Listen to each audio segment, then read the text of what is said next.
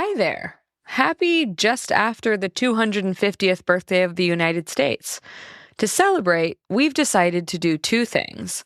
One, make our live show episode about how horrible all our presidents are available to the public.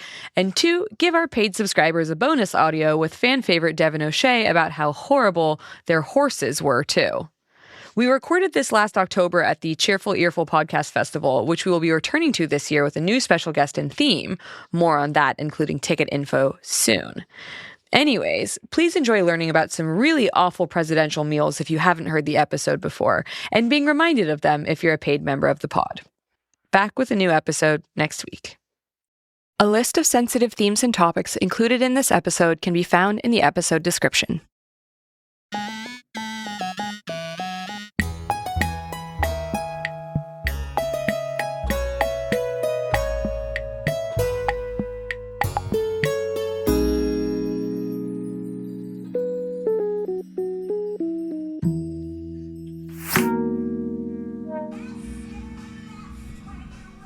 Welcome to the stage. This Guy Sucked Live. Woo!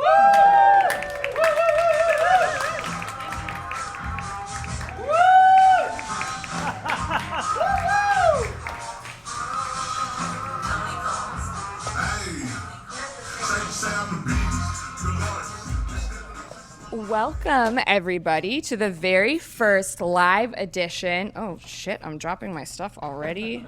Shout out to the people at home listening to this and not seeing this happening. Wait, we're allowed to cuss? Absolutely. Welcome to the very first live edition of This Guy Sucked, the show where we prove it's never too late to have haters and you can't libel the dead. I am your host, Orion-in-Chief, Claire Aubin, and I am so incredibly excited to bring you the premiere and probably only episode of our presidential game show, The Worst Wing. I am joined by two unbelievably cool and exciting and smart and well-dressed guests, both of whom are very fancy political historians, so I am very confused about why they agreed to do this. First up is Professor Kevin Schultz. He's a professor at the University of Illinois, Chicago, and an author of the brand new book, Why Everyone Hates White Liberals, Including White Liberals. And a returning guest of the pod. Go check out his Spiro Agnew episode. Kevin, are you aware that you are the first person to be on the show twice? I'm so honored. Oh my goodness. It's so exciting. Thank you. I mean, kind of a dubious honor because I'm subjecting you to this. But yeah, we also have the brilliant Nicole Hemmer, who is a professor at Vanderbilt University and the director of the Carolyn T. and Robert M. Rogers Center for the American Presidency.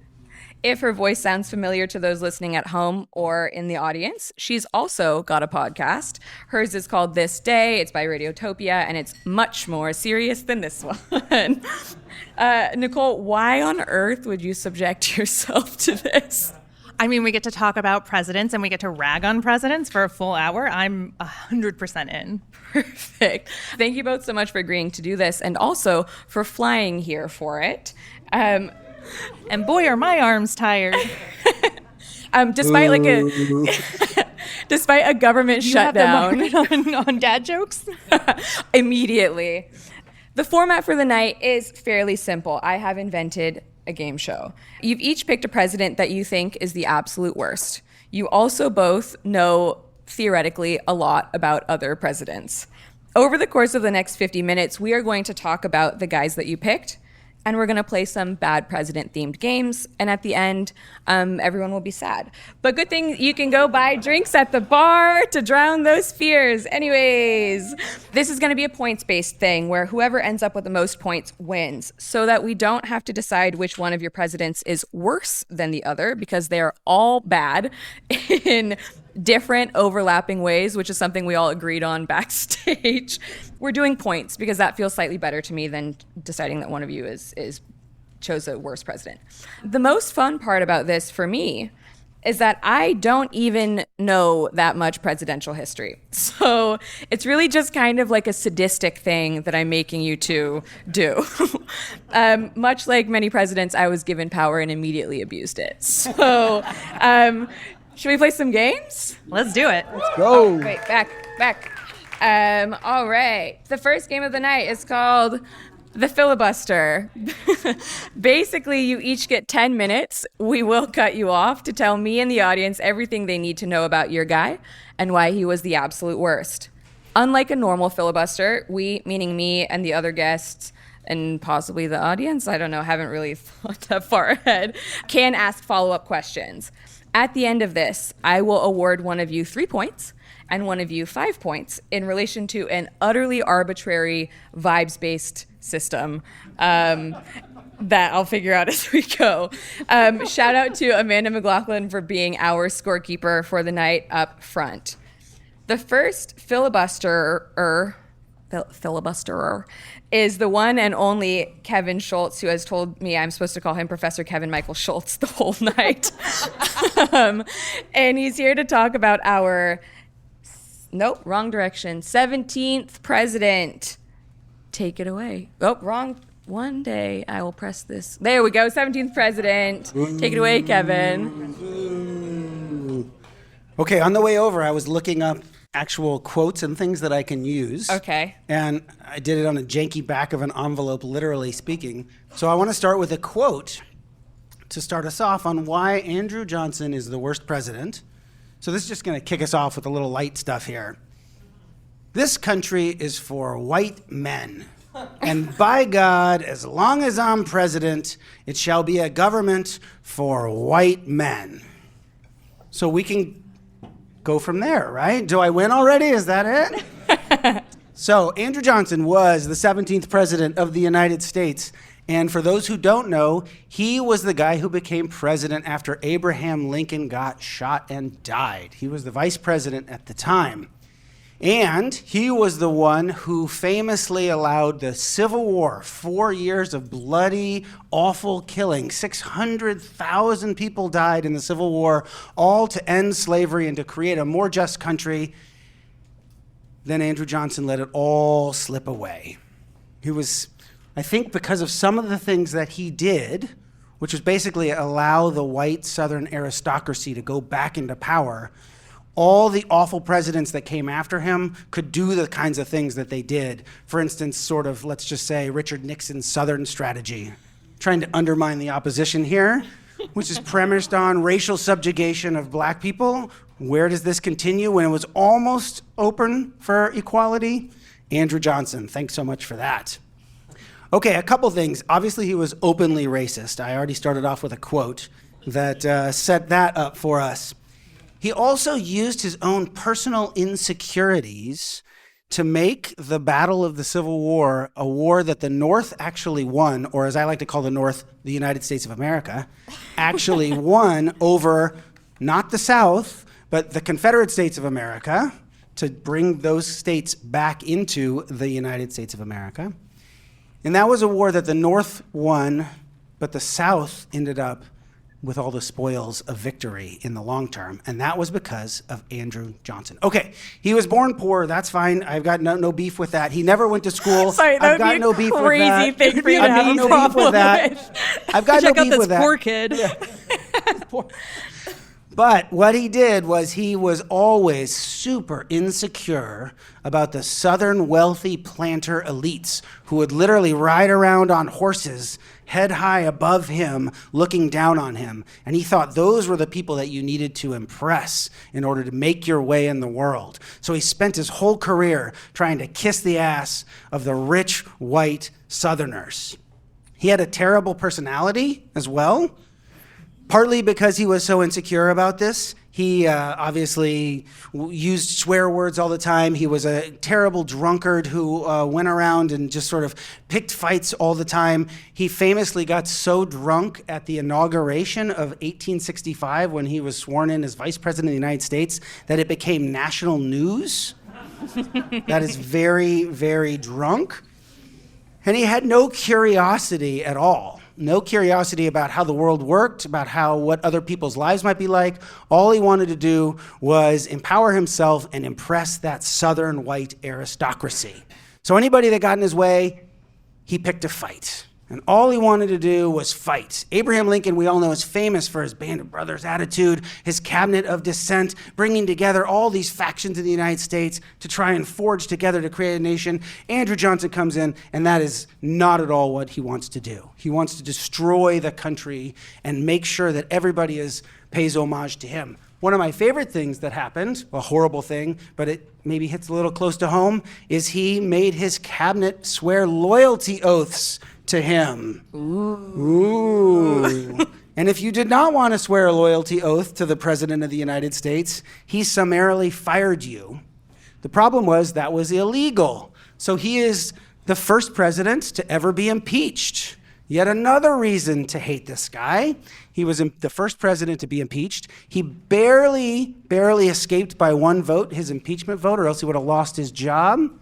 And that was because there was no vice president at the time because he had just become president after Abraham Lincoln was shot. So people were too nervous about what would happen if he actually got kicked out. The other thing what's that? I'm learning things. You're learning. Yeah. All right. At two more things, and then I'll cede my time. You have 5 minutes and 18 seconds left. Okay. This is great. This is great. Now he's going to drag it out because he only has 2 minutes of content.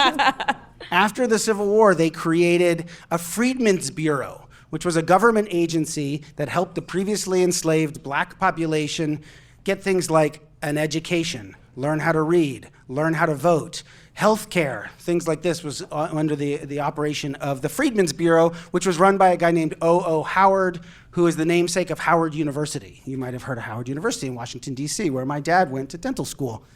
I don't know if you need to know that. And that's why I know about Howard University. There you go. Exactly. That's their main thing. Well, Andrew Johnson fought against the creation of the Freedmen's Bureau. When that was he vetoed it, and when that was overruled by the Congress, he ended up purging all the leaders and putting all of his own personal people in charge so that they could use that to do all sorts of terrible things so that the government this is really sounding very familiar, isn't it? Yeah. So that the federal government would use the powers to do not great things. He spent his time on George Washington's birthday celebration giving a speech that lasted an hour where he mentioned George Washington's name only a handful of times, but he mentioned his own name 200 times. Oh my God. It's the same guy. They're all the same guy. Oh, wait. Somebody said, is there anybody in politics that you don't like? And he said, I have an enemies list. Shut up. And he went on to name Thaddeus Sherman and Charles Sumner, two radical Republicans who were pushing for black rights at the time. And he said, they have a dastardly plot out to kill me. Which wasn't true so far as I know.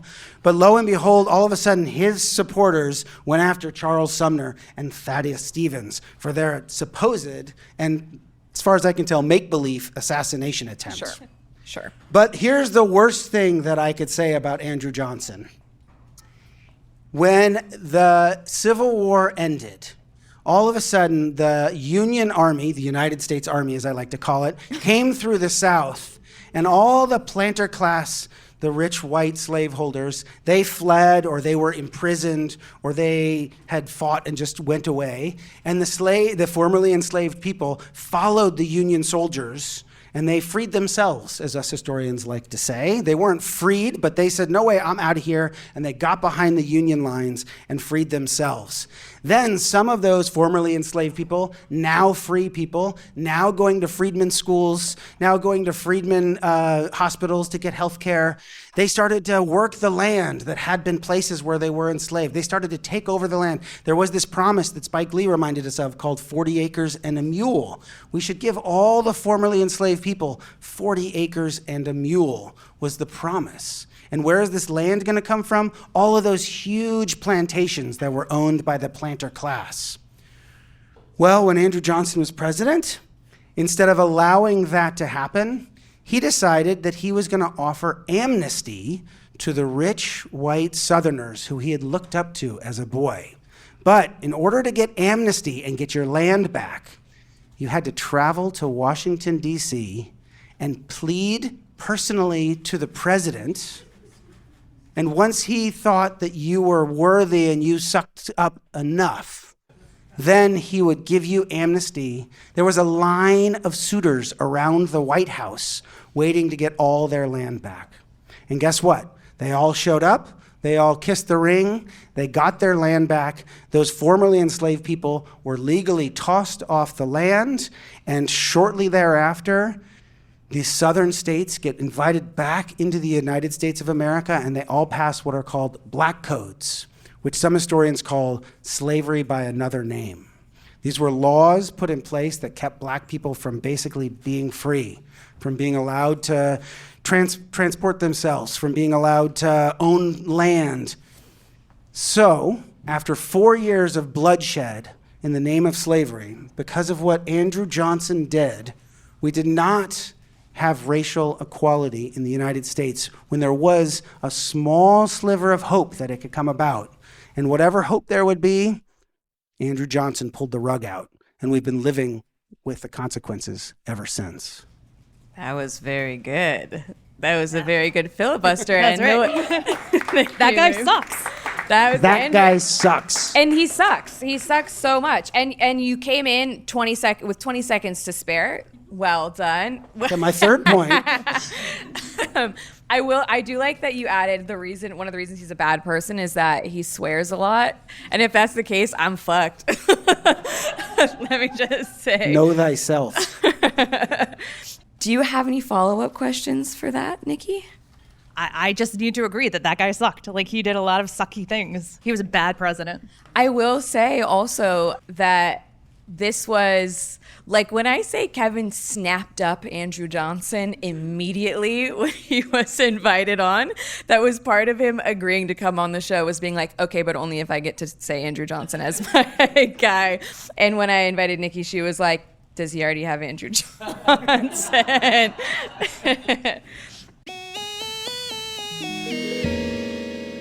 Hello, everybody. It's Claire. If you're hearing me, that means you're currently listening to the free version of our show. Because we're trying to make accessible, engaging history independently and sustainably, we switch off between free weeks and Patreon weeks. So if you're a fan of public history made by actual experts and it's in the budget for you, consider supporting our Patreon. It's only one tier, which means everyone who subscribes gets access to the same perks across the board. For the price of a pint of beer, you'll get access to a new episode every week instead of just the bi-weekly free ones, and they'll all be ad-free for you. You'll also get access to the full episode archive, bonus content, early access to merch, and lots of other fun Patreon exclusives to sweeten the deal. Just head over to patreon.com/thisguysucked or follow the link in our episode description to sign up.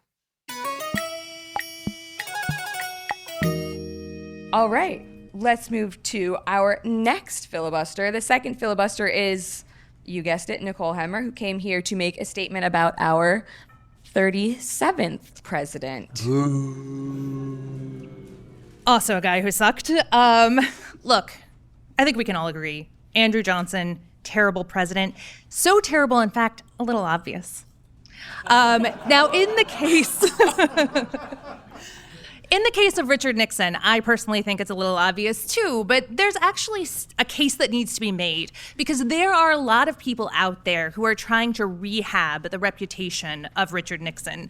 Conservatives who actually didn't like Nixon until Watergate have been working in the 50 years since. True story. They come to his side once he's being attacked by those dastardly Democrats and that liberal media. They've been building the case for Nixon for the past 50 years, but there are other people who got in on the game too. 1994, Richard Nixon's funeral, George McGovern gets up there, Bill Clinton gets up there. They say the nicest things about this guy. And historians have gotten in on this too, right? Historians have reevaluated Nixon. Some call him the last liberal president. Which is actually a meaner thing to say about liberals than either Kevin or I has ever said. But this idea that he was the last one who was defending the New Deal state.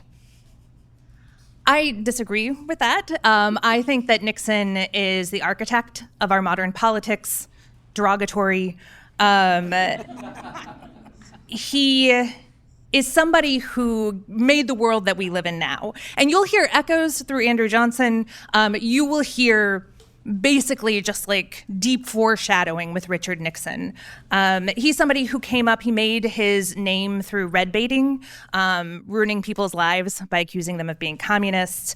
But I want to get immediately into his run for the White House in 1968. The thing about Richard Nixon is historians are still learning more and more bad stuff about him. And one of the things that was revealed in the last 10 years is how he manipulated the 1968 election. That one of the things that he did was he sent people over, intercessors over to Vietnam to interfere and to kill the peace talks that the Johnson administration was involved in trying to end the war in Vietnam. He promised that they would get a better deal when Nixon came into office as president. He would treat them better. And it does actually end up killing the peace talks. Does Richard Nixon end the war when he gets into office? Not in 1969. He doesn't end the war until 1973. So at a time when 400 to 500 American soldiers were being killed every day in Vietnam, when tens of thousands of Vietnamese people were being killed on a regular basis, Richard Nixon said, it's more important that I'm president than that war stops. That's very bad. My next podcast is This War Sucks. Yes. Okay, so what about something like the Supreme Court, which has been, you should boo and hiss when I say Supreme Court too. The Supreme Court, which has Supreme become, I think it has been, look, the Supreme Court has not been a great force in our politics over the past, certainly the past 30 years. And why has it become so bad? Well, there was the Warren Court, which was the only progressive Supreme Court that we've ever had. And Richard Nixon hated it, as did his supporters. They wanted to change the court. And the problem was, there were all of these liberals on the court. Some of them were kind of young. And Richard Nixon didn't have enough openings. So what did he do? He worked with Republicans and Dixiecrats in order to engineer openings on the court, weaponizing ethics in order to push people off the court. He does this first with Abe Fortas. Abe Fortas is under attack by Dixiecrats in '68, who are trying to end the Warren Court. In 1969, the attacks are renewed. Fortas ends up resigning.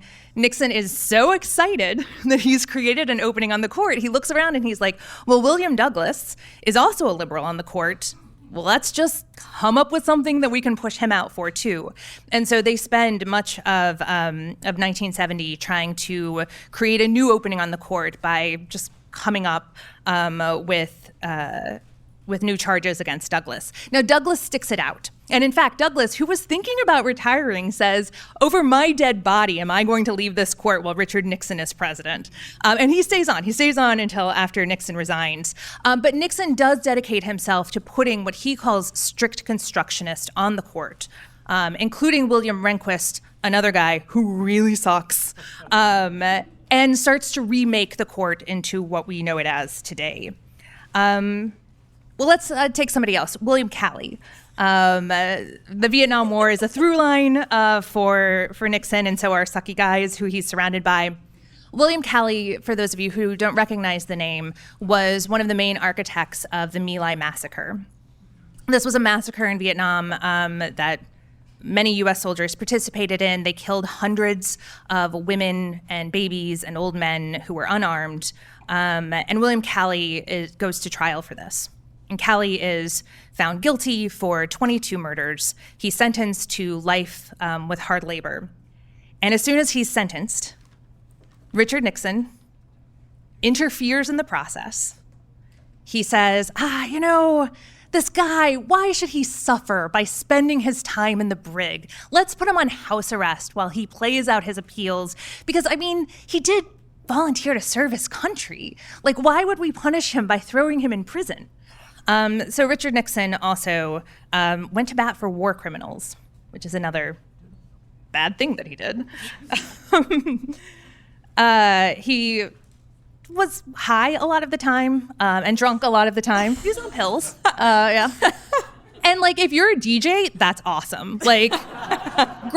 I have nothing against getting a little high or getting a little drunk. But he was the person in charge of the nuclear arsenal. When Andrew Johnson was drunk, what was he going to do? When Richard Nixon was drunk, he could have literally ended the world. Seems pretty bad. Part of your argument is that the nuclear arsenal didn't exist yet. Yeah, that is my argument. It did not exist in 1865. High school debate where you go nuclear, right? Yeah. Straight back into it.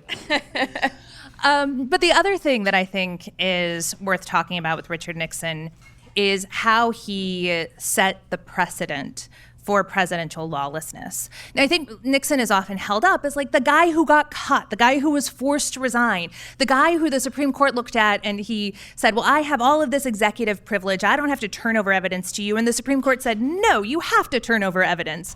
And the idea that after Nixon, the presidency was constrained. And it felt like that for a moment. But I think Nixon is part of the reason why we have impunity at the presidential level for conservative presidents. And I think that for a couple of reasons. One, Nixon creates a theory of the presidency that he lays out in 1976 in an interview with David Frost, the British journalist, who asks him about illegal activities that he engaged in while as president. And Nixon very famously says, well, when the president does it, it's not illegal. And he gets roasted in the press for this, rightly so. People are like, you sound like a king, you sound anti-democratic, you sound illiberal. But ultimately, Nixon was right about how presidential power would play out come 2025. And it wasn't just his sort of theory of presidential power, but actually in the courts as well. In 1982, Nixon is the subject of another Supreme Court case, Nixon v. Fitzgerald.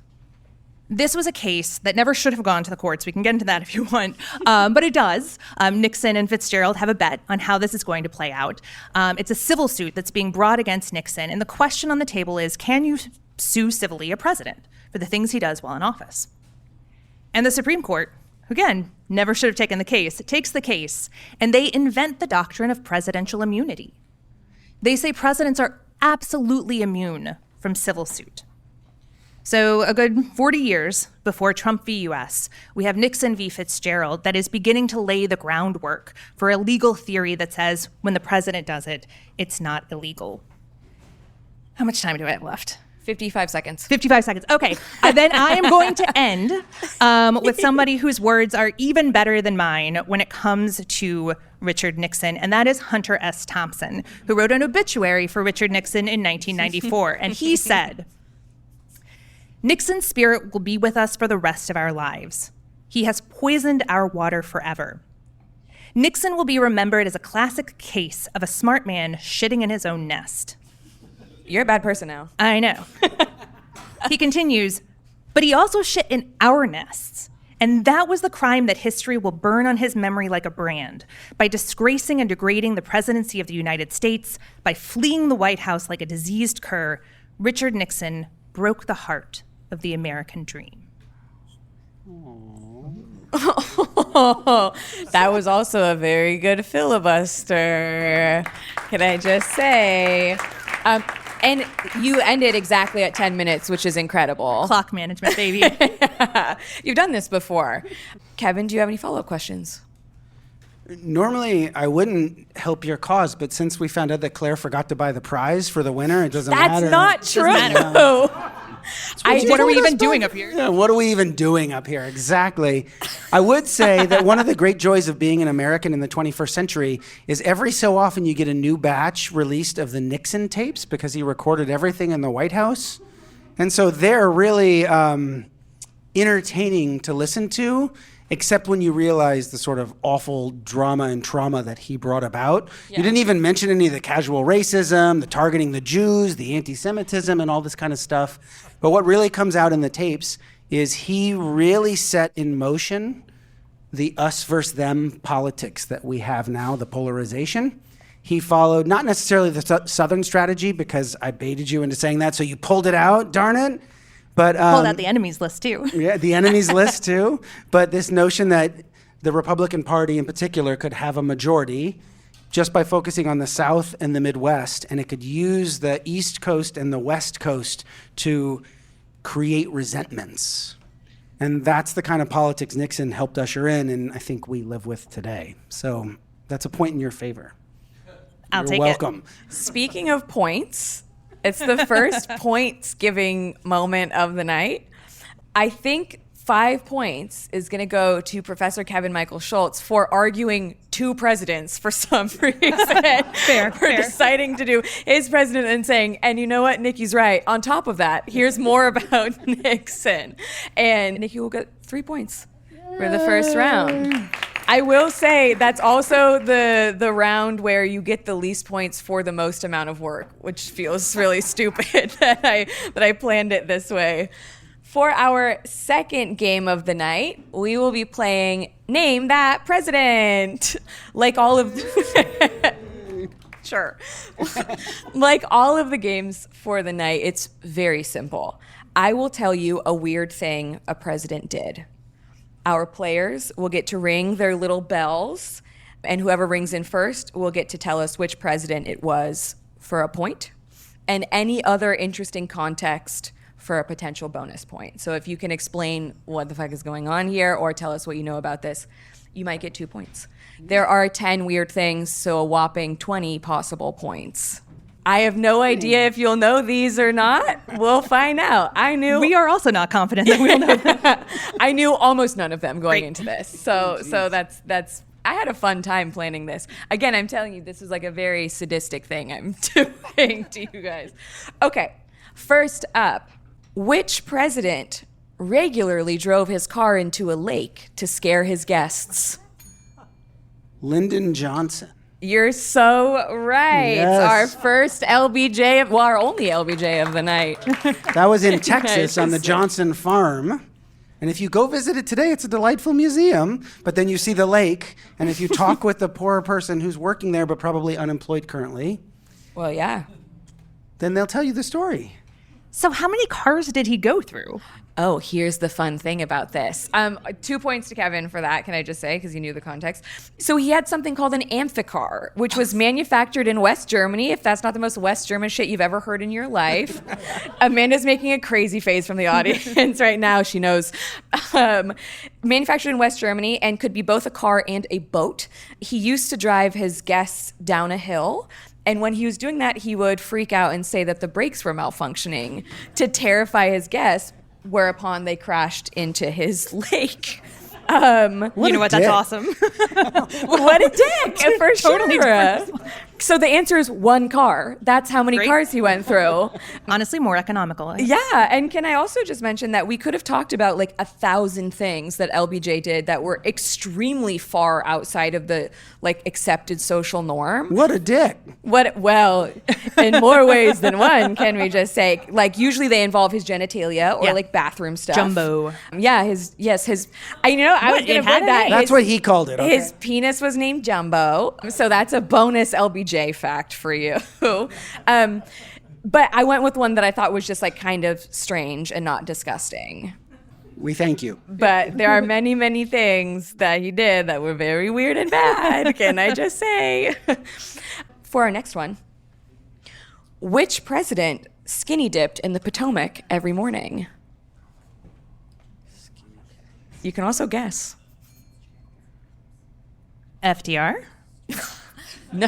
Like he swam in order to rehabilitate his legs from polio. Oh, well, okay, so I can't laugh at that one anymore, actually. Yeah. Laugh at the guy with a disability. Well, it was not FDR, can I just say? Teddy Roosevelt. Not Teddy Roosevelt. I thought it was a manhood thing. You thought there was a Roosevelt. Either way. We went thought through all this- of them. We thought it was lot the of two. No, it's weirder than that. It was John Quincy Adams. Yeah. He would go between 4 and 6 a.m. every morning. He would swim in the Tiber Creek, which is a tributary of the Potomac, get butt-ass naked, and go for a swim. Sometimes he would involve his manservant, who would also have to swim naked with him. Okay, that's amazing. I actually studied John Quincy Adams trivia, and I thought you were going to ask. I was ready for this one. who had a pet alligator live in the White House for Is it some John time? Quincy And it's Adams? John Quincy Adams. I would not have gotten that if you hadn't said I studied John Quincy Adams trivia before this. It was a tell. Yeah. It was a gift from Lafayette, who was made famous by the Hamilton musical. And he toured the South and brought an alligator back to John Quincy Adams, and they didn't know what to do with it, so he lived in the bathtub of the White House for a short period of time. I love also the idea of Lafayette famous from Hamilton. The one thing people know of him from. We could start singing it, and everybody in the audience would know it right away. Probably if they're How here. did the alligator not make the musical? I don't know. That's a good question. Yeah, Fail. there should have been an alligator cameo in Hamilton. For some extra context here, JQA began. Everyone is just getting acronyms now. I don't know what's going on. He began doing this while he was the Secretary of State, and he continued doing this for a very, very long time before cameras existed, thankfully. And in the winter, too. Every day. Yeah. Every single day. What a man. All right. Next question. Which president had Vaseline massaged into his head every morning at breakfast? I told you presidents are weird freaks. Nikki got there first. I'm going to say Eisenhower. That is an Eisenhower behavior, but no. He was bald. He didn't have hair. Baldness, main thing here. Calvin Coolidge. You're so right. It was Calvin Coolidge. Gonna be super honest, I didn't know that Vaseline was already invented in the 1920s. Oh, yeah. You call yourself a historian? What? Soy descent. Do you have any idea of context at all for this? The context is everybody's probably seen the picture of him. By say everybody, I mean professional historians. The three people on the stage right now. And a few others here. The picture of him with Babe Ruth. The famous picture of him showing the 1920s when presidents didn't give a shit about anything and didn't pass any laws and saw this financial cliff that they were about to, and they didn't do anything. But he had such slick hair that I thought there must have been a pomade thing or something. So I went with Vaseline because it was You were so like, tight. he's shiny. Nice and tight. Yeah, and you're totally right. So he did this every morning, or had this done to him. Again, not him massaging his own head with Vaseline, having a Vaseline person. I feel like we could talk about the president's manservants and their very weird jobs. For sure. So he did this. He also did this while eating breakfast in bed, which he did every day. So this was in bed, getting massaged, eating breakfast. I kind of want to know morning. the angles of that. Like, was he eating From and the guy's on the side? Is someone's behind him. Yeah, what's happening? I don't know. Maybe the bed was in the middle of the room and just There are reached no. over the I don't know if headboard. there are photos of the Vaselining. Yeah, bad. I'm The so sorry. Vaseline. The Vaselining. Ugh, I'm so sorry that is a term that exists. Can you imagine the job description for manservant Be of a president Vaseliner? is to be a Vaseline boy? So that is 1 point for Kevin. I don't think Babe Ruth's shiny picture counts as actual context for this. I think you went back a point. No, she gave me two because she Oh, thought I Babe Ruth see. counted as context, which I appreciate. Maybe we should just trust Amanda on this. Okay, next one. We got 10 of these to get through. Whose fear of poisoning caused him to primarily eat fast food in the White House? This is a gimme. It should be a gimme. I have two ideas. I mean, I'm going to say Nixon because he was the most paranoid. Not Nixon. Ronald Reagan? No, I told you there's no Reagan. That's the one that's secret. right. I forgot to include Donald well, Trump. There's no Donald Reagan. Trump. Donald Donald Trump. Trump. It is Donald Trump. Trump. To be fair, I have a block on that. Yeah, in your mind, you're like, I don't know this. President and Donald Trump, I'm still. Are like disconnected. Yes, it is Donald That Trump. was a gimme. I mean, he's got the great picture of him with all the great picture. He has the picture of him with all of the fast foods all surrounding him all the way through. that he bought for the basketball team, right? Yeah, but he eats it every basketball day. team. He eats it every day. Every He definitely day. eats it every day. But how is he he literally I does didn't eat know every he was day. afraid of being poisoned. I have Isn't his he order. like the healthiest president ever? 6'3", 175 pounds or something like that? Yeah, svelte. How can you do this? His Ozempic. favorite dinner, are you ready for this? His favorite dinner is 2 Big Macs, 2 Filet-O-Fish sandwiches, and a chocolate malt, and a Diet Coke. The fillet of fish is the real crime there. Yeah. I'm not going to yuck anybody's yum, but I will say when you're the president, you don't have to do that. You straight up do not have to do that. He's really using that presidential immunity. He's like, they can't come after me. Yeah, for this. immunity, like also for his immune system, hopefully. Can you get a malt at McDonald's? According to this, he does some things. So Okay. whoever was, what's his name? And then the second Lewandowski. question is, did he bring a McDonald's into the kitchen of the White House, or does he have do they plate it does up he have for it like him? Uber Eats every night or something like that? Imagine being the guy who delivers McDonald's, or woman, who delivers the McDonald's Uber Eats to the White House nightly. Terrible job. Should we do another one? Yeah. Who taught these? I thought these would be fun.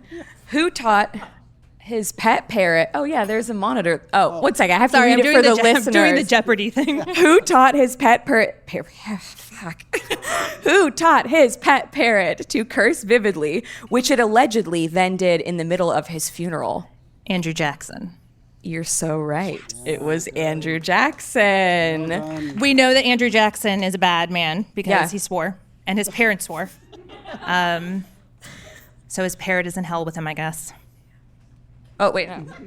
How do you know this, though? Is there? Oh, how do I context? know it? I'm trying to give you. Extra Yeah, what's the points context? for the fictional prize that Claire forgot to buy? Actually, no, the prize right now is stickers. I told you this already. You have stickers.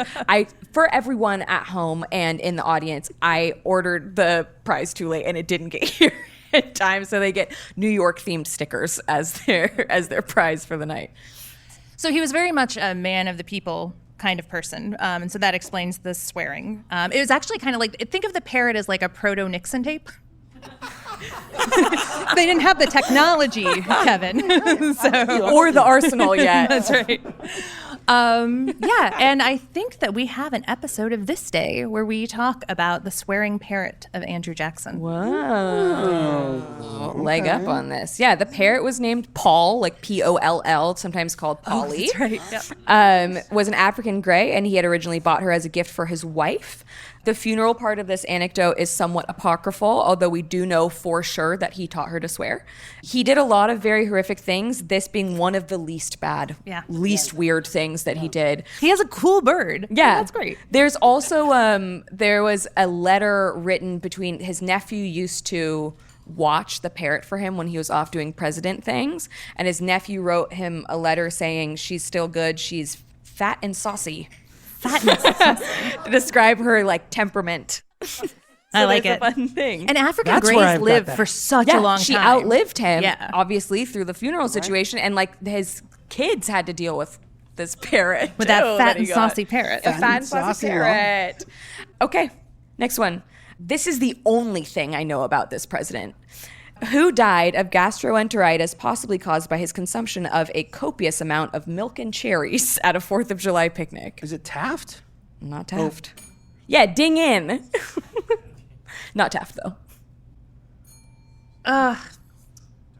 Now I can't remember who, like, obviously it's like a guy who died in office, and there aren't like a ton of them. It's from the 19th century.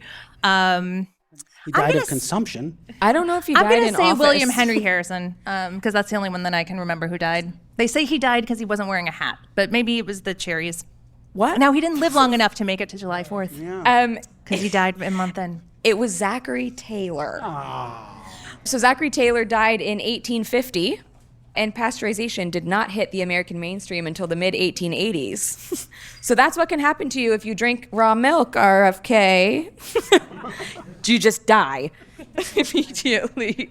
Can I justify my Taft answer? Sure. He was the last president to have cows on the White House lawn, and he would drink milk from the cows every single morning. Also, our fattest president, Yes. That's true. Famously. but did not get stuck in a bathtub. That's not real, apocryphal. yeah. That is not true, but a useful largest story. president, yeah, Yes, true. but he Also, was. possibly the only president who saw the presidency as a stepping stone to higher office, because he becomes a Supreme Court justice after this, which was the job he always wanted. And a job for life. Oh, Yeah. that's so true. Those are the good ones. Yeah. Next one. I'm not good at the transition part of this. Who married his adopted daughter? Teddy Roosevelt. Not Teddy Roosevelt. His daughter was the first lady, which is what I was thinking. His adopted daughter. This is also now the only thing I know about this guy, too. I can't help you. They're staring. Do you want me to just give it? Martin Van Buren. No, I know nothing about Van Buren either. There are a lot of things I don't know anything about. All right, it was Grover Cleveland. This is all this 19th century stuff. We were like, if it's any Gilded Age presidents, we're so screwed. Well, you have Grover up there, which I appreciate. I want to call that out right there. I want to tell you about a show hosted by my also friend. So, like, your friend by marriage, I guess. Medievalist and noted Charlemagne and Richard the Lionheart hater, Professor Matthew Gabriel. American Medieval is a podcast about the Middle Ages, but with an American twist. Every week, Matt is joined by an expert scholar to talk about either some bit of the medieval world itself, or how Americans have throughout our history used the Middle Ages to say something about ourselves. Because if America has never been fully modern, it might be because we've always been a little bit medieval. Matt is the best, and he puts up with all of my terrible, terrible jokes at his expense. And I'm so incredibly stoked that this show exists, if only because now we're pretty close to having a critical mass of historians that can bully all of the many scientists at Multitude. New episodes are available every Wednesday. Look for them wherever fine podcasts can be found. It's probably somewhere near those podcasts. Go give it a listen and check out AmericanMedieval.com to learn more.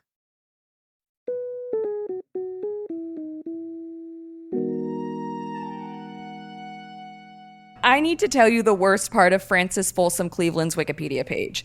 It is the sentence, Folsom first met Grover Cleveland when she was an infant. Nope. Yuck. Here's a horrible phrase on Grover Cleveland's Wikipedia page. Cleveland was the executor of Oscar Folsom's, her dad's, estate and had supervised Francis's upbringing. I don't like that. Thumbs down for that, for sure. There's a Melania joke in there, but I'm not going to tell it. Oh, no. So they married... There's an Ivana joke in there. And if you FOIA this, bad guys out there, we're historians doing professional work. Yeah, including when Nikki said, I'm okay with people getting high and being drunk earlier on. As long as they don't control the nuclear arsenal. That's very important. I love, by the way, that was a point for Richard Nixon and against Andrew Johnson. Yeah. Perfect. So they married, just so you know about Francis Folsom Cleveland and Grover Cleveland, they married when she was 21 and he was 49 and already the president, making her the youngest first lady in history. Yuck. There was also, Cleveland. Yuck. Cleveland's sexual habits had become part of the campaign when he was running. Weren't they? Yep. That he had an illegitimate child? Yes. Like, yes. Right. No, because he would go out on the campaign trail and his opponents would chant, Ma, where's my pa? Because he'd abandoned this baby. Right. And not then the when only president to have to do that. No. You never have to do that, but to choose to do that. But when he won, they would respond, Ma, where's my pa? And then go, gone to the White House, ha, ha, ha. Oh. I believe you deserve a point for that. That Yeah, is you can pretty have a point good for right that. there. Got the context, I need but all not the help I There we go. Now Kevin is giving out the pointers for the night. Sorry. Next one. No, I think you're right, though. That's wild. I didn't know any of that. Okay. Who vomited on the Japanese prime minister and then fainted during a state dinner in Tokyo? George H.W. Bush. Also, gastroenteritis. It was amazing because it is caught on camera. So you can go on C-SPAN tonight, cspan.org. You have a little hyphen between the C and the span. And you can watch George H.W. Bush vomit on the Japanese prime minister. Wait, without the hyphen, do you get a different site? You get a race C-SPAN after dark. That's right. Really? Oh my goodness. All right, now I got something to do tonight. Turn those safe searches off and have fun. Do you have any other fun context for this that you know of? Well, look, George H.W. Bush really struggled throughout his presidency with something that I think Time Magazine or Newsweek called the wimp factor, that he was seen as somebody who just wasn't manly enough. And interestingly enough, the poor guy had a stomach flu. It's fine. But it is portrayed in the media as him being not manly enough. Reagan wouldn't have thrown up on the prime minister. He would have choked it down and kept going. That's like Ford, who is a college football player at the University of Michigan, but he stumbles down the stairs and he looks like the inept president. You trip one time. You trip one time, right? Your entire football career is just forgotten. Right.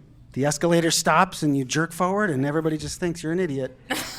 Kevin, those that- is stairs that- were sharp. That could have seriously injured him and Melania.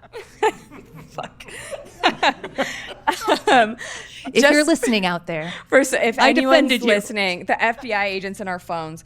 First, some more context for this. Yeah, gastroenteritis, which is maybe the real reason Donald J. Trump only eats fast food. It's the silent killer. This was in 1992, and immediately afterwards, a sort of jokey word was coined for it, bushusuru in Japanese, which means to do a bush. While laying on the ground after the incident, President Bush told his doctor to roll me under the table until the dinner's over, which I feel like is fair. I would do the same. I would actually be like, roll me over and shoot me, actually. We've only got a couple more of these. Next one. Who included an openness about UFOs policy in his official presidential campaign platform? Nikki? Was it Trump again? No. Oh, that's what I would have done too. On his Tentative. tentative. He's trying to think. he's lingering above the Do it. the dingy thing. W? Not W. I'm gonna give this one to you. It is Jimmy Carter.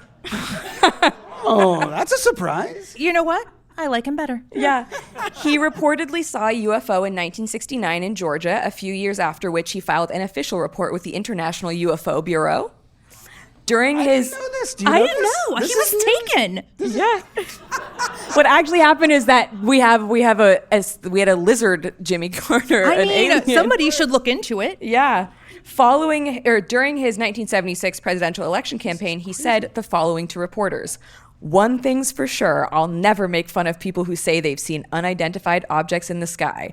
If I become president, I'll make every piece of information this country has about UFO sightings available to the public and to the scientists. Wow. Promise broken. I feel like this was when he was doing those commercials with his brother, who was like a ne'er-do-well guy. So Jimmy Carter was sort of, he was a planter, but also very smart and very accomplished Nuclear scientist. nuclear scientist. And his brother was not. Not. Nope. And he drank beer and stayed home and ate peanuts. So in order to make Jimmy Carter seem more like a man of the people, they would do all these photo shoots with the two of them sitting around in T-shirts, throwing peanut shells on the floors and drinking beer together, talking about stuff that they would, locker room stuff that they would talk about. I wonder if it came up in one of these things. That sounds like it would play to the people. I have truly no idea. Yeah. I'm going to be so real with you. I have no clue. Or we have Lizard Jimmy Carter. Which Or- I think we should spend a little more time with. That's what really, David we need an Accord. openness policy about that. Let me be Yes. clear. There we go. The final name that president who gambled away the official White House China set while hosting a crooked politician poker night. Hey, this is awesome. Buchanan. No, not Buchanan. Oh, you're right. It I probably know it is is. one of the older ones. He's from Ohio. You can ding in again if you want. Oh, really? Yeah. Well, they're all from Ohio.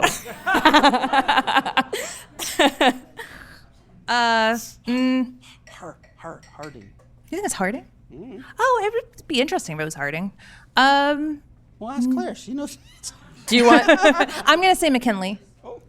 So we have McKinley, and who do you think it's Harding? Yeah.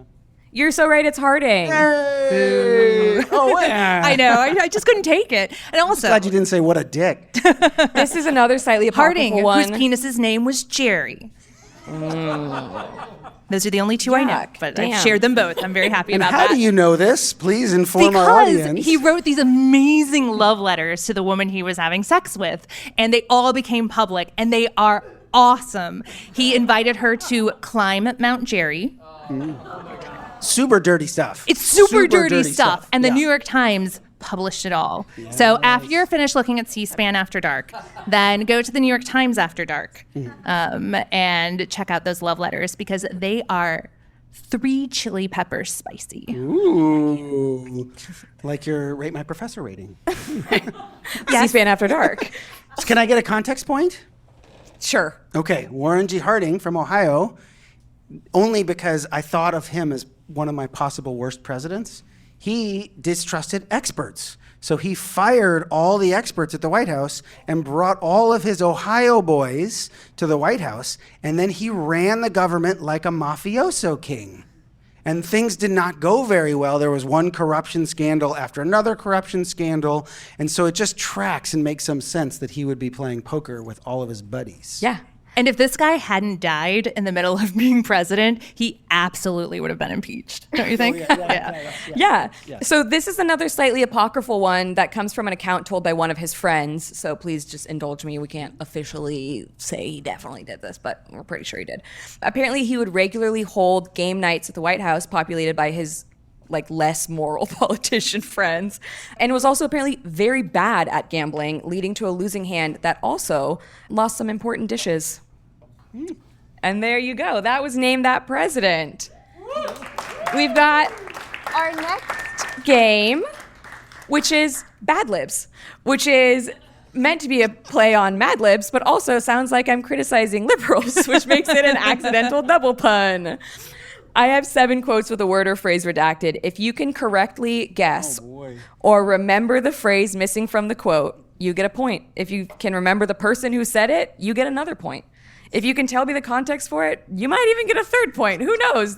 None of these mean anything. Oh, I don't know what Ava is, but that's supposed to be Biden.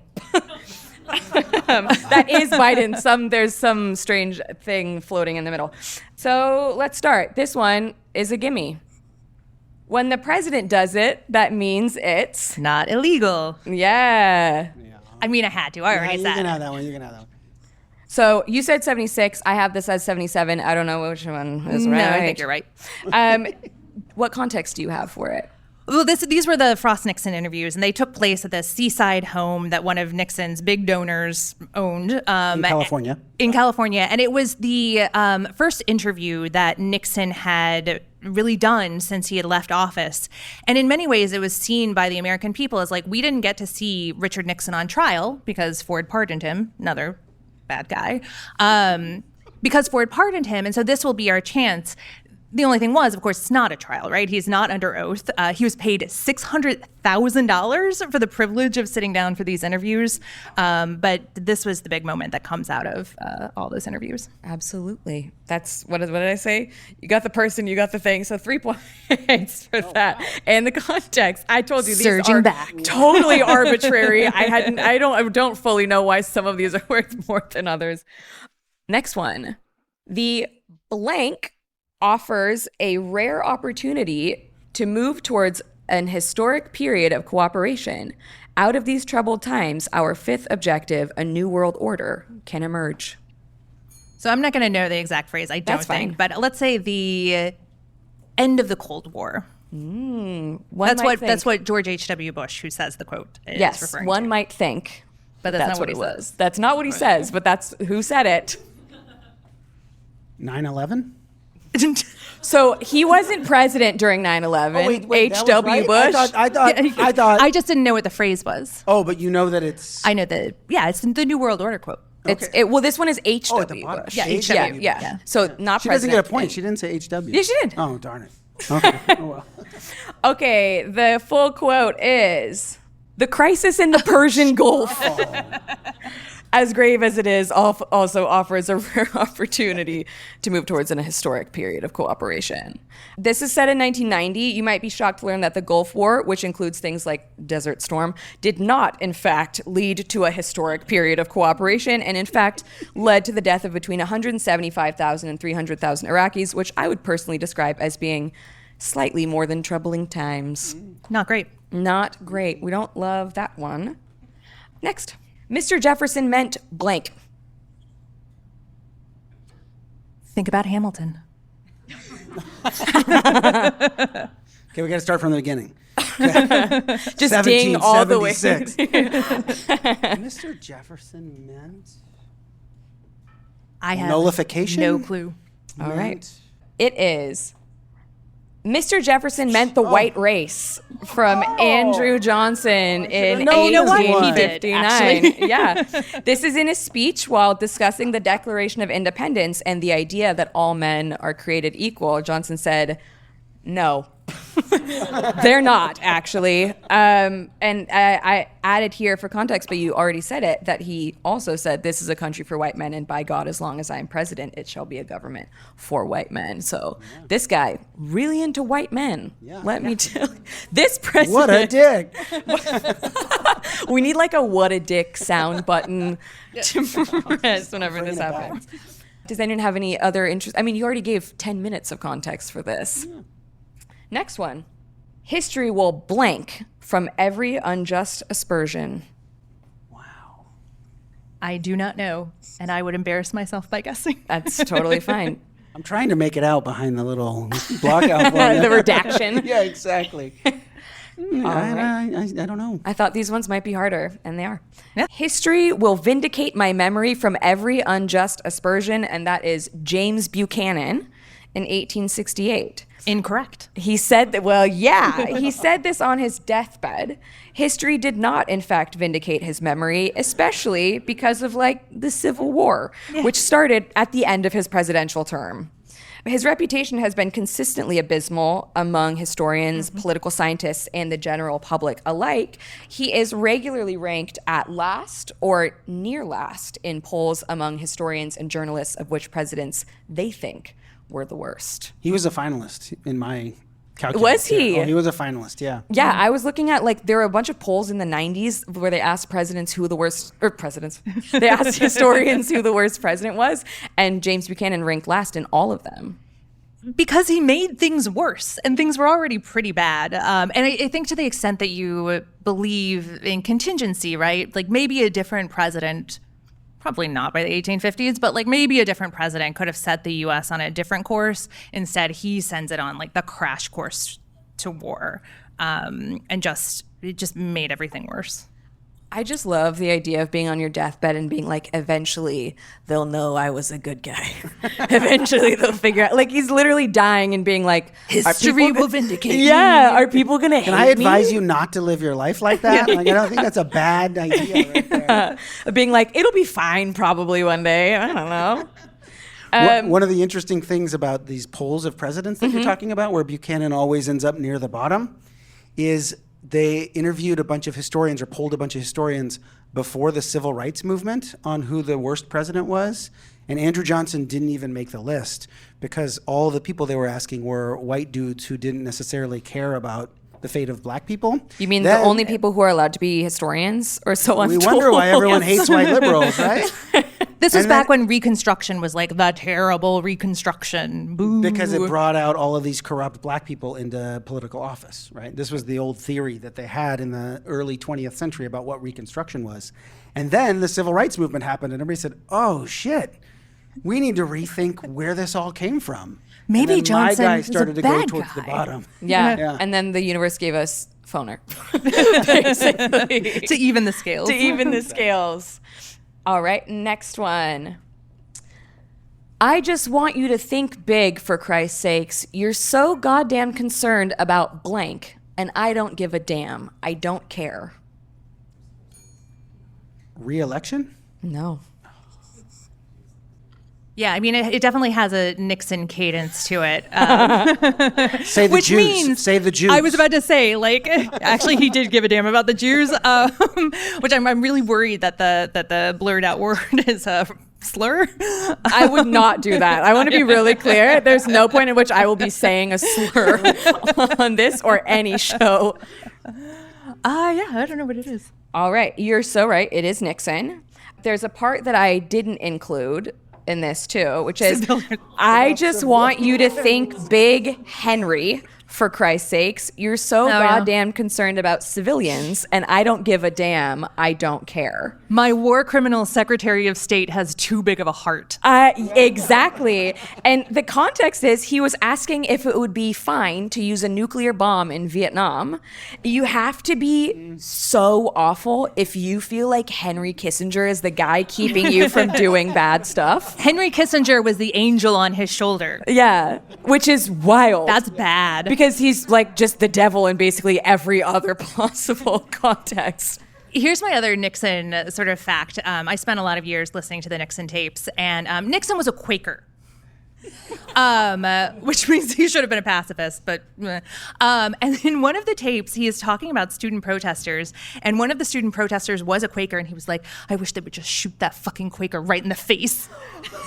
It's like, I don't think you can say that. Certainly not as a Quaker. I also don't think you could just say like that Quaker. It's not great. But is it- Not the worst slur But is it used. anti-Quaker if it's said by a Quaker? I mean, it's Quaker on Quaker violence. I think it's more than he like. The first time that has ever been said, by the way, is the phrase Quaker on Quaker violence. He was an innovator. Ahead of his time. Next quote. We have one more after, well, this one and then one more. Blank is a nation that suffers from incredible disease. So many options. That could be it could be a George W. Bush thing. What would the nation be? Okay, the nation suffers from incredible disease, a big Orientalism faction going on here. I know we have to think I'm like, going- what is the racism of the person? Right, saying that? exactly. And that'll... China. Not China. Could be in Africa. It is Africa. Oh, out of nowhere. Who do you think said it before I reveal it? I mean, I thought that it was George W. Bush, but I have no idea. It is George W. Bush saying wow. Africa is a Pulling nation it that out suffers of from nowhere. incredible disease. So the main thing wrong here is that Africa is a continent, not a country, which is something we all mostly hope that our president knows. But like, there's more than one of them who doesn't know it. Yeah, absolutely, 100% there is. And when this happened, his aides said that he misspoke and said that he actually like loved Africa. They were like, actually, George W. Bush loves Africa more than any president has ever loved Africa. And then right around this time, Nelson Mandela refused to meet with him because he thought Bush was too uncouth. Which I think is fair. Why? Uncouth might have been the couth term for what he was actually thinking. Yeah, absolutely. He went on this like Africa tour, basically. Like, I think this is right at the beginning of that he goes on this Africa tour, and a bunch of the people are like, "Don't come here, don't come to our country. We don't like each of the different countries are like, don't not." Everyone in the nation of Africa, people in the different countries are like, "We don't really want you to be here, brother. Like, go away." The final bad lib is, I have been criticized a good deal about blank, but I don't deserve it. When they came to us as a gift from the gods, I did not know what to do with them. This could be Jimmy Carter talking about the UFOs.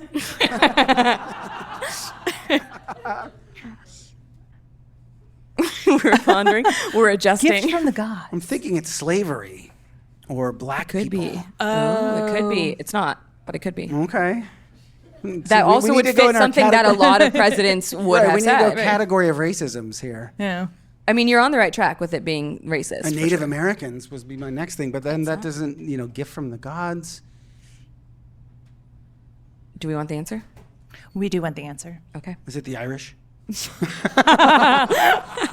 We're doing some late 19th century racism. It is not the Irish, but Be the it is Jews. it is late 19th century racism. It's, I have been criticized a good deal about the Philippines, but I don't deserve it. When they came to us as a gift from the gods, I did not know what to do with them. So for context, this is right after the Philippine War, which led to the death of nearly 250,000 Philippine civilians. I would class that as a really awful gift if that's what your God is giving you. At least in my mind. And there are some other things to be said about this. One, we definitely went to the Philippines. They did not come to us. Definitely. I want to be very clear about that. And secondly, I think it really illustrates the sort of classic old school colonial mindset that Americans had stretching past this point and far into the 20th century as well. This sort of like, there's this great thing that we got handed over to us. What, the war? That doesn't count. And the U.S. had promised the Philippines, once they'd occupied them, that they would grant the Philippines independence in 1916. And they actually grant independence in 1946. So that colonialism, hell of a drug. And little known fact about the war in the Philippines, it's also the first recorded instance of Americans waterboarding people. Mm-hmm. They called it the water cure back in the day, where they'd take a bamboo stick and pour buckets of salt water on these Filipinos, trying to get information out of them. And then they would jump on their bellies, and then they'd do it all over again. That's horrible. And these American soldiers were writing these letters back to their mom about what they saw. So we actually have the letters where the soldiers are like, what the fuck is going on? And one of the mothers, maybe a Quaker, but I don't know, survived the Quaker on Quaker violence. She sent them to newspaper editors and they were published across the country. And it actually led to some national outrage against the war in the Philippines, the Spanish-American War in general.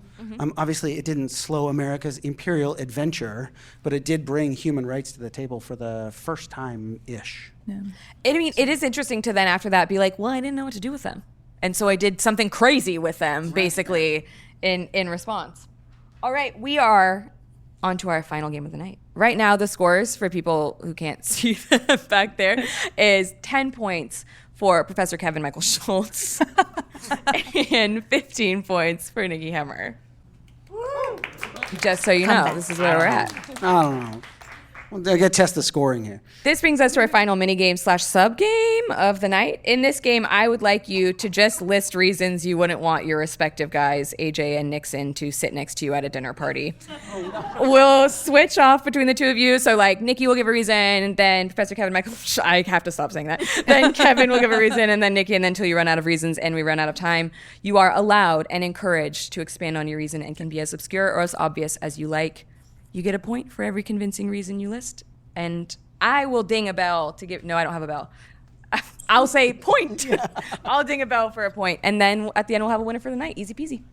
All right. So my first reason why I would not want to have dinner with Richard Nixon is, again, this man was drunk and hopped up on pills a lot of the time.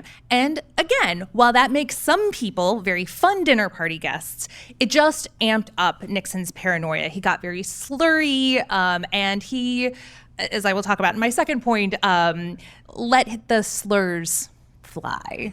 And so I think he would be just miserable to sit next to at dinner. Yeah. That's 1 point. I don't know. Should I keep dinging the bell? Yeah, of course. I just want to ding the bell. I Sound want my effects. turn. Okay, I want to use your language exactly. Andrew Johnson was drunk all the time, I think you said, and to sit next to, while that's fun for many people in the audience to be drunk next to, Andrew Johnson was not, because that would sort of lead to two things. One, him picking fights and starting fisticuffs, and then also going on pretty elaborate racist tirades. So we'll talk about the casual racism, but the drunken part. There we go. Drunkenness is the first real reason. Not that drunkenness is bad per se, unless you have an atomic bomb. That's right. That's the only situation in which you absolutely cannot be drunk, is if you have access to the nuclear arsenal. We're learning this over the course of the night. I want you to leave here knowing one thing. But Donald Trump doesn't drink, and he has you know what? Ignore that. There are a lot of other things that are wrong with him having the nuclear codes. But that's a point for Kevin. My second reason that I would not want to sit next to Richard Nixon is because he often had lots of things to say about Jewish people and black people and women people that were not good. And as a woman person, I would hate that. I don't want to listen to racial slurs all night. Okay. I think that's fair, and that gets a point. And I could say the same thing, but also I'll double down on this for my effort to get 2 points and catch up by saying not only racial slurs, but racial slurs in the name of overturning the military victory that was the United States win in the Civil War, which was fought, I will say again, to free enslaved people. What's the argument for getting 2 points for that? Well, the racism. Slavery is bad. And then, in the name of overturning this really rare chance to create a whole new social economic order in the United States of America. Yeah, I think that gets 2 points. That means I get to ding the bell two times. Nikki, your turn. My final reason is perhaps the most important. Do you know what Richard Nixon had for breakfast every morning? Cottage cheese mixed with ketchup. This man had a terrible palate, and that meal would have been disgusting. There's no way I'm going to dinner with him. Okay, fair enough. I think that's fair.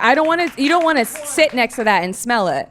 Is someone saying 2 points from the audience? Someone with a heavy sense of disgust for food. Yeah, point for Nikki.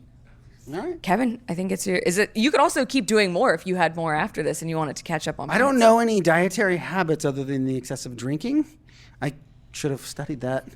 But Yeah, I you should will, have been Googling his menu. I will say that he was also, when sober, famously boring. Oh. He was not interested in anything at all. He didn't even want to go into politics. His wife sort of said, you know, you're good with people sometimes. You shake hands and laugh and all this stuff. You should do this. And he said, sure, which maybe is a plus that he actually listened to his wife. That's one good thing as a or woman person or whatever you called it. But he was incredibly boring to talk with. So I think that would why, and this addresses your question exactly. He'd be terrible to sit at the dinner table with. And I will say, to bolster Kevin's point, Richard Nixon actually had a kind of encyclopedic knowledge of the world. I'm sure it could get boring at some point, but like that's kind of interesting. He went around the world. He met famous people. Sure, as long as he wasn't drunk and as long as he wasn't, talking about the Jews. So that's 1 point for Kevin. Yay. You got that? I love the idea of being like he's boring drunk and sober. No, he's fun. He's evil drunk, boring sober. So there's no context in which you would, dinner or otherwise, want to be near him at all. Terrible guy. Didn't and even in have his a cool free time, parent. he upended the opportunity for racial equality in America. Just saying. Yeah, that sucks. He sucked. I do this in every single episode. At some point, I'm like, yeah, that sucks. Yeah, he sucks. Yeah, that's it. The argument is made.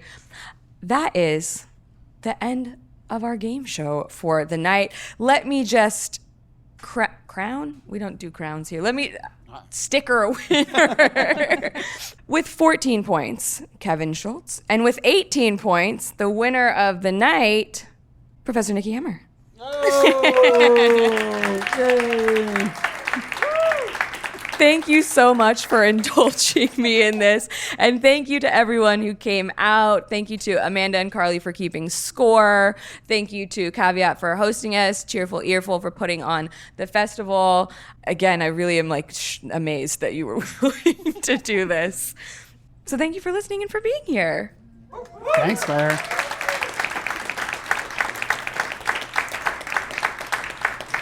And I think that's it.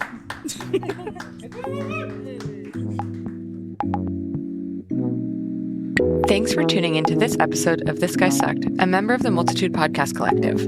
This episode was hosted by me, Dr. Claire Aubin, and recorded live as part of the Cheerful Earful Podcast Festival. It features special guests Nicole Hemmer and Professor Kevin Michael Schultz, and was edited by Julia Schaffini. All of our theme music was written and produced by the alive and thriving Marshall Dean Williams. If you'd like to support the show and get access to all episodes, including 2 extra episodes per month, and access to our full archive of episodes, you can subscribe on Apple Podcasts or to our Patreon at patreon.com/thisguysucked. See you next week.